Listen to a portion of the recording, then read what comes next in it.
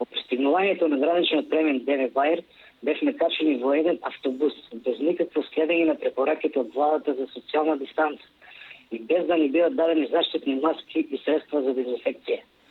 По 4-часовно патување бевме донесени во одмаралиште Михајлово во планина на 40 км од Кавадарци, каде што наидовме на безхумани услови за престој, без грејење и без основни средства за лична хигиена. Сместени сме по двајца во соба и окружувањето е како во самица, заклучени од надворешната страна на собата и се отвора само кога се дава храна. Исто така, особено сакаме да потенцираме дека наидовме на груп однос од страна на полициските службеници и сме третирани како криминалци. Има стари и изнемоштени лица на кои им е неопходни нормални услови и медицинска нега. Во објектот нема никаков персонал, а во итен случај за најбрзо да се стигне до градот се потребни 2 часа.